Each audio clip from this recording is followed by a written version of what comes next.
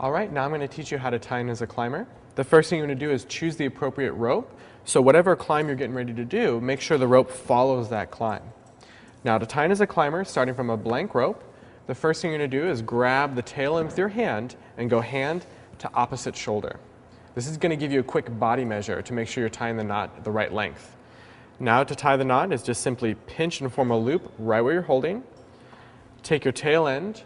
It's going to cross the other rope in the front as you wrap around over top of your hand. Just make sure it's crossing, because if you'd wrap the other way, it's not going to cross. Once it crosses in your hand, wrap over top and just take the tail and now poke back through the loop up front. Hold as you pull through. You should have a single figure eight on the end of your rope. So once you have your single figure eight, you need to double check the tail length to make sure it's enough to even tie in with. So now the measure should go hand to center of the chest. Once you have the appropriate measure and the appropriate length of tail, you're going to take your tail end. If you look at your harness, you got these two thick black belts right here. That's where the rope's going to connect. If you're going to take your tail end, if you look at your harness, you got these two thick black belts right here. Go through the lower leg belt, and then come up through the waist belt. Now if you notice on your harness, you're going through these actual individual loops right here. These are keeper loops. They keep the rope in center, prevent it from rubbing across the harness. Pull the figure eight. It basically wants to sit a fist from your harness. Now to tie the figure eight, all you have to do is you got a big side and a tight side. Take your tail end, you're going to place it right next to that rope, leading from the harness.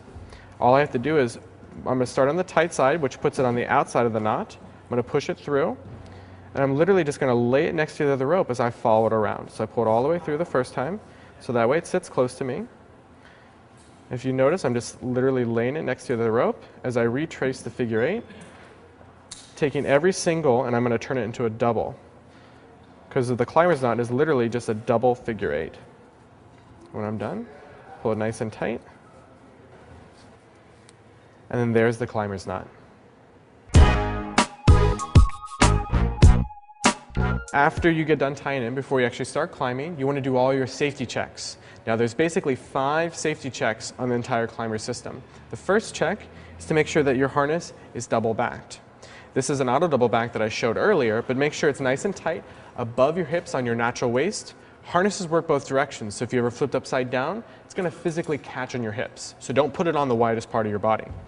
Next, you're going to make sure that the rope ties in through 2 belts in your harness, your lower leg and your waist belt. The knot's going to sit basically just a fist from your harness. To check the climber's knot to make sure you tied it properly, there's basically, you're looking for 5 pairs. 1 pair coming in, 2, 3, 4, and 5 pairs of rope coming out. Now these need to be nice and neat parallels, so that way you can effectively check the figure eight all the way through. Now the last and final step is to make sure that the tail is long enough.